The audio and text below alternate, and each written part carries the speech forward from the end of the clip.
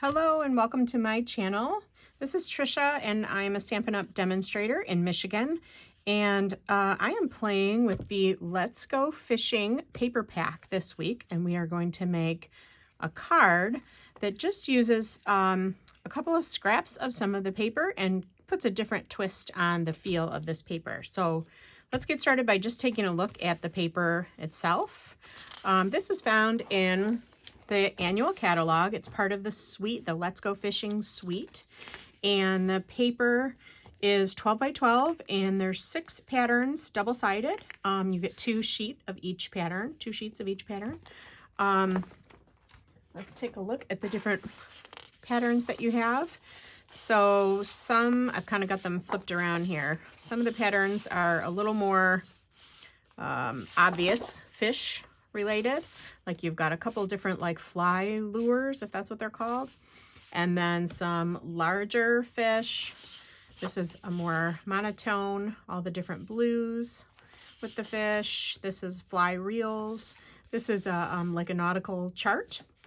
And then on the opposite side, you have some, just what I would call outdoorsy, I don't know, like kind of masculine, outdoorsy, lake-ish looking prints. And I'm missing one because one is tucked back here. There we go. So great for masculine cards. I actually, as I said, I live in Michigan and I'm about a half a block from the lake. So we have a lot of fishermen and boaters in our life. So this appealed to me just to use on just even regular birthday cards, masculine cards, stuff like that. In fact, I did not get the fishing stamp set, but I got the Beauty of the Deep stamp set, which had an anchor in it. And so I've made a few cards, which I'll just share with you quickly, that combine the Beauty of the Deep stamps with this Let's Go Fishing paper. So for example, this one, I use a couple of the little seaweed and the anchor with that Let's Go Fishing paper, a few examples. And then, oops, I'm upside down. And then this card, which has some of the Beauty of the Deep elements mixed with the fish and this background paper that looks like water from the paper pack. This one, which is a design that I cased, oh man, I'm gonna have to try to remember whose YouTube that I saw this on, but I copied her design. It was beautiful, and I just switched up the paper and the colors a little bit. But this background, the blue paper that looks like a kind of a earthy fabric or something, or a wood grain, that's part of the DSP paper pack. And then I just combined it with some of the stamps, again, from that Beauty of the Deep. So that's a few more obviously nautical examples, since this is a fishing related paper. But I also wanted to just, I guess, illustrate that you can get away from the theme of a paper pack and just be inspired by its colors, or use like the B-sides of the paper, which usually have a little bit more smaller scale pack or monochromatic type of patterns or designs on them. So that's what I did with this example. So I'm going to just walk you through making this card that uses a few of the colors and scraps and incorporates that theme, the color scheme, into a very different looking card. Not fishing at all. So what I did combine this paper pack with is the Apple Harvest stamp set, which is also still available in our annual catalog. And I did use the dies, the coordinating dies for that. These are discontinued, but the last time I checked, which was just this week, which is July of 2023, these were still in stock in the clearance section, and they are an amazing deal. Honestly, even if I didn't have this Apple Harvest stamp set, the scallop, this little label, and the flowers and leaves and the branch could be used independently. If you didn't have the stamp set and you just wanted to pick up these dies, they have tons of flexibility that you can use even without the stamp set. And of course, if you do have the stamp set, it's just a wonderful addition, but it is still available in the clearance rack at a huge discount. And so if you are interested, go check it out. So we'll be using some of those today. All right, let's go ahead and get started. This is a top fold card. So I started with a piece of Misty Moonlight cardstock that I just cut in half at 4 1/4, and then I scored it so that it folds into a top fold card base. So that's the background. And then I have a piece of Very Vanilla. All of the backgrounds of this DSP use the Very Vanilla rather than a stark white. It's just a little bit of a softer, it goes with the color palette. So I'm using Very Vanilla for all of my neutral pieces here. So we'll just go ahead and adhere that directly onto our card base. Let's just do that with a little seal right now. I cut this slightly smaller than the card front. So if your card is 4 1/4 by 5 1/2, I went ahead and did 4 by 5 1/4 to give myself a nice little border all around. And then I cut a few pieces that I had left over in my scraps of the DSP, and that is going to be what we're utilizing out of the Let's Go Fishing pack. So I know it's not like a focal point on this card, but I did, oh, and we're also going to use one little scrap of the Mossy Meadow fly paper also under here. But I did pull the whole color scheme from the paper pack. I'm using the Pecan Pie and the Mossy Meadow and the Misty Moonlight. So it inspired my color scheme. So this is cut to, let's see. This is cut to 3 3/4 by 2 1/4. That's this top piece. And then the bottom piece is also 3 3/4, but that one's a little narrower. It's 1 3/4. So that's the dimensions of our 2 scraps. I'm going to just go ahead and adhere those flat. Oops, I missed a corner. Again, I leave myself a nice little border all around.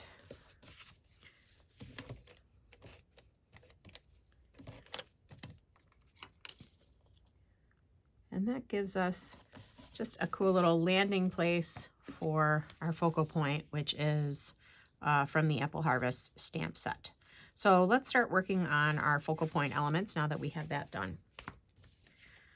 So as I mentioned, all of this DSP has the Very Vanilla cardstock in the background. So we're going to use that and stamp the largest cluster of apples and leaves. Now, I'm all about getting creative with your stamp sets, and this one, since it didn't have any cut apples that look like this, I just, used a little creative license and turned them more into oranges. I just wanted that color. I liked the more rustic, like vintage kind of color. So I colored them to look more like oranges. That's probably not like correct, but I feel like you can, these are your cards and you can play with them and make them look however you want. So I'm going to color mine like this today. I did use my blends to color. So when you're using your Stampin' blends, which are alcohol markers, you want to use your Memento ink because it is a water-based ink that won't smear with the blends. So I'm going to stamp that right onto my Very Vanilla cardstock.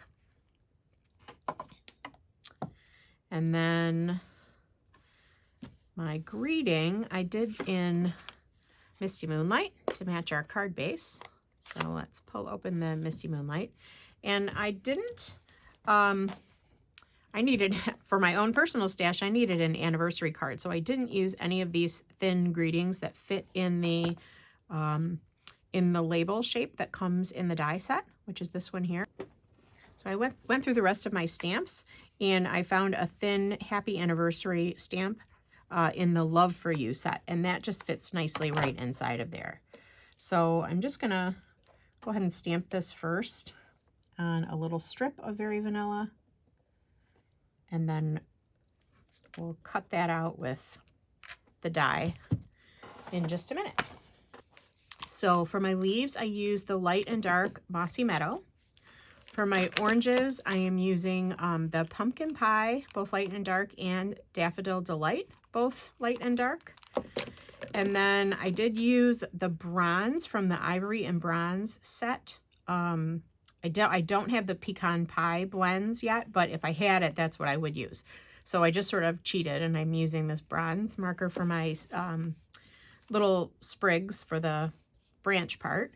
And then I do have the color Lifter to help with a little bit of blending on the paper when I need it for the flower. So I'll show you that in a sec. So I'll show you how, I'll walk you through how I do a couple of the leaves and one of the oranges, and then I'll fast forward through the rest so that you don't have to watch all of it. You can use the bullet tip or the brush tip when you use these. I will say the brush tip is very, very flexible. So you want to use the lowest amount of pressure possible when you use the brush tip to prevent oversaturating and smearing your color. So I started with a full coat of the light Mossy Meadow on that one leaf, and then I'm using the brush tip to add a little bit of shadow along the center vein of that leaf. And then I'll go back in with the light and just kind of tap the edges of where I put that dark. When you're using the blends, it always seems much darker when it first goes on, and then it will dry quite a bit lighter, so keep that in mind. And you really don't want to over soak your paper, or it will kind of bleed out a little bit. So that's all I'm going to do for that one leaf. I'll show you one more leaf, just a different location here. The bullet tip gives you a lot more control if you have trouble staying in the lines, or if you're finding that your project, the coloring is bleeding a whole lot, then maybe try working with your bullet tip. I'm using now my brush tip to flick in color on the one side of that leaf. And I don't think there's a right or wrong way to add your shading. You could do like a couple of these veins that come out and add some shading there. The end result is you just don't want it to be all one color. I shouldn't say that. I'm sure it would look beautiful colored all one color. But if you add more than one color in the leaf, it just makes it a little bit more realistic and gives it a little bit more depth and dimension. All right, so I'll just do those two leaves. And then I'll do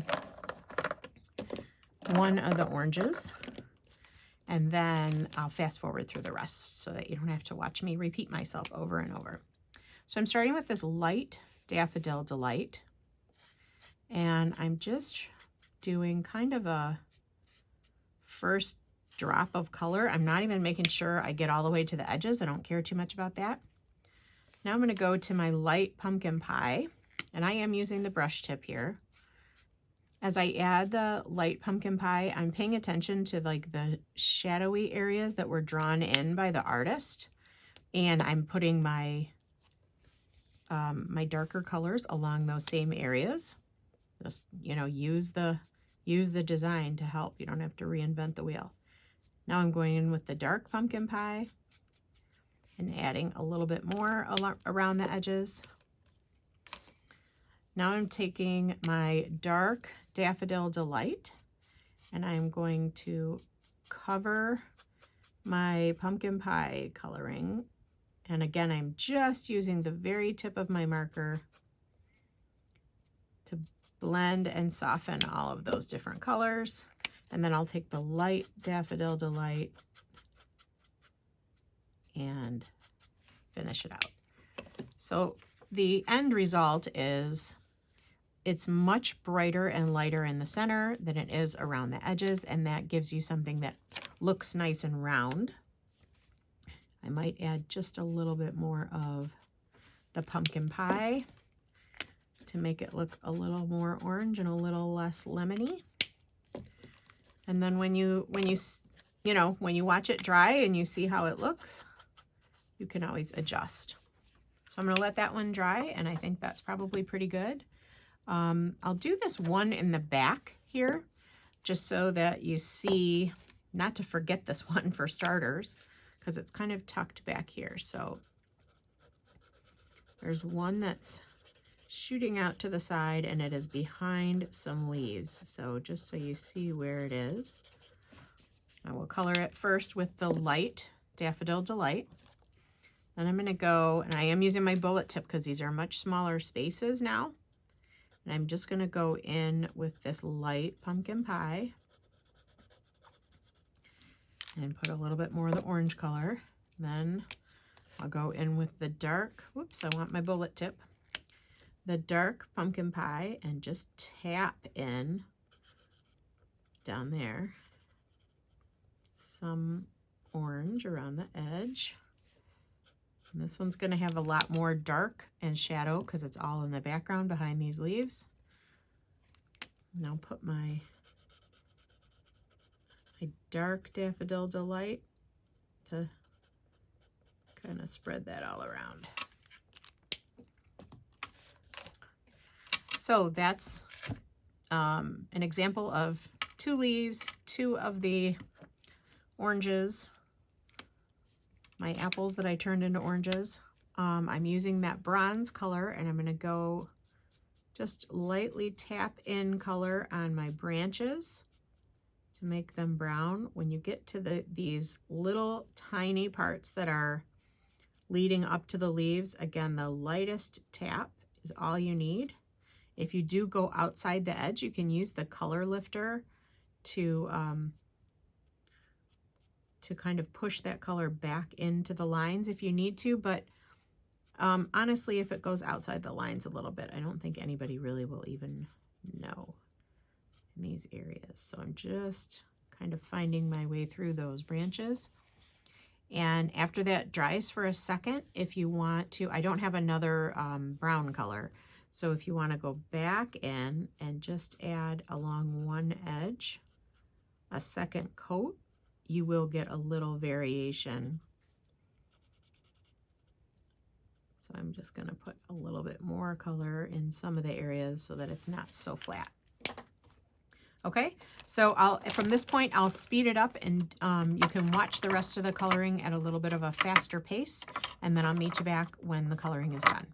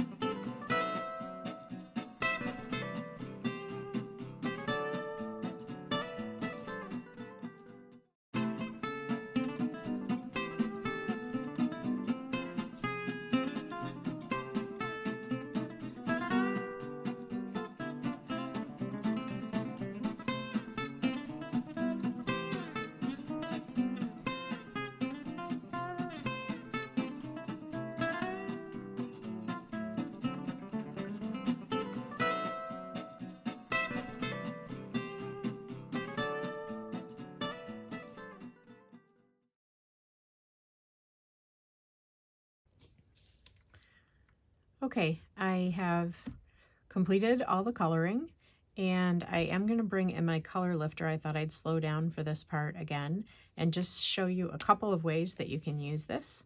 I went, as I said, outside the lines. I knew I would in a couple spots, so you can kind of tap in the outside area where you didn't want the color to go, and it like pushes the color back in where you wanted it. I don't know how to explain it better than that, other than it wants to like repel the color, I think. So if you go into the area that was supposed to be white or not colored, and just give it a little tap. You don't need much, and then you wait. You tap and then wait, because it takes a minute to do its thing.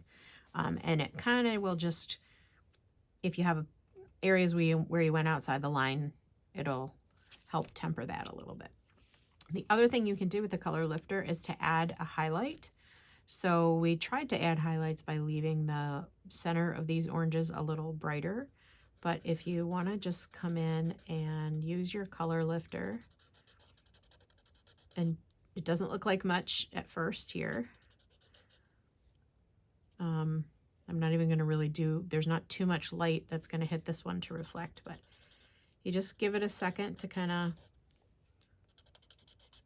react. I am using the bullet tip, and I think you can kind of start to see as it dries that it's really lightening. Again, it's doing the same thing as it did when we went outside the lines. It's pushing the color away, and it's really creating a bright spot. It's not like the same exact color as the paper, but it is a little bit of a bright spot that would be like a highlight or a reflection on your fruit. So you can get as complex or as simple as you want with all of these images. I love coloring, and so I like to add as much dimension and shading as I can. And if that's your thing, great. If you want to color these leaves in simply, they'll be just as beautiful. And I think I forgot to add some shading to this leaf as I'm looking at it. Doesn't have any other color, so I'm just going in with a little of my dark. So that is my completed colored image. I'm going to cut that out using the corresponding die. So there's a matching die that lines right up perfectly with that. And then if you look at our original card, I'm also using one of the standalone dies from the set. So here's the stamp set, or excuse me, the die set, which as I mentioned, I believe is still available in the clearance rack. They have large and small little blossoms here. So I'm just going to cut one of those little blossoms out to accent our sentiment strip.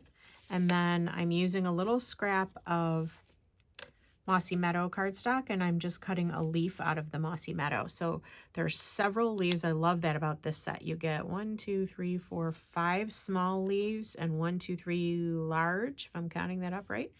So you can get multiple leaves in one pass with your die machine, and then you have 2 large blooms and 2 small blooms, and all of those do not correspond to a stamp. They're just standalone dies. So I'm going to run over to my die machine, and I'm going to cut the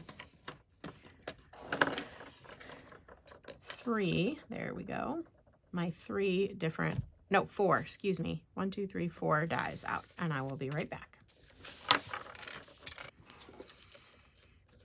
Okay, just finishing up over at the Stampin' Cut and Die machine, and I've got all of my pieces. I'm going to take my light pumpkin pie and just give a little touch to the inside of my bloom there, just a little hint. And then I'll use my brush tip on the color lifter and just spread that a little bit so that that color kind of fades out. And I'm hoping you can see. Let me back up just a little bit and see where I am. Hopefully you saw all these. I didn't realize I forgot how zoomed in I was, but here's all my pieces after die cutting, and we will go ahead and assemble the card. So we'll go back to the card as we started, and I'm just going to use dimensionals on the back of our main focal point.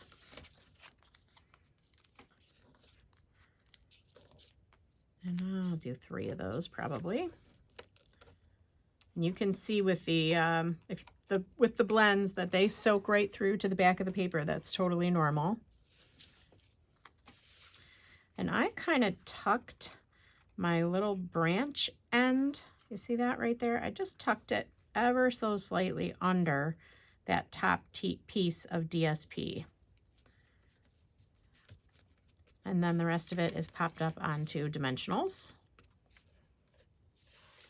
And then I have, I think, about a 1/2 inch strip of the Mossy Meadow DSP from the Let's Go Fishing pack. And I just kind of cut a little piece of it on an angle here. I don't even know how long. I'm just eyeballing it to fit under here. It's just going to help this stand out a little bit more. So I'm going to put a little seal on the back of the label, and then probably about half of that gets covered. And I try to line that up. I'm not sure I really stamped that straight, but that's okay. Half of that gets covered, and then we'll put dimensionals back here.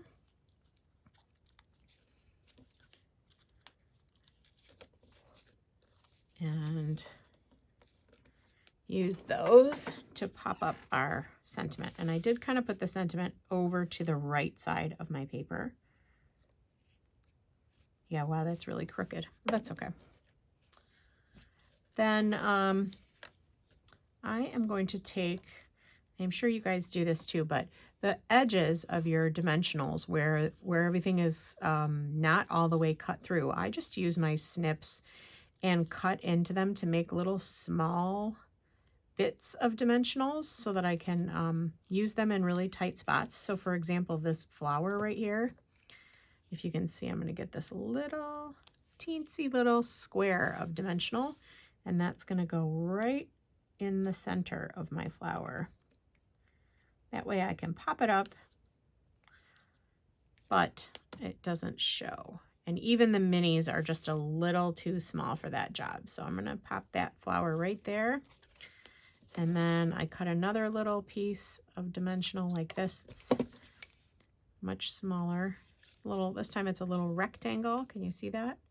And I'm going to put that on the back of my leaf.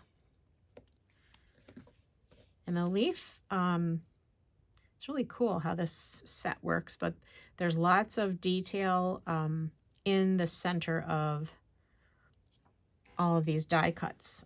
Little texture marks you can see on the flower too, little texture marks, little cuts, and an embossing. So I'm just going to tuck that behind the flower, and that completes our card.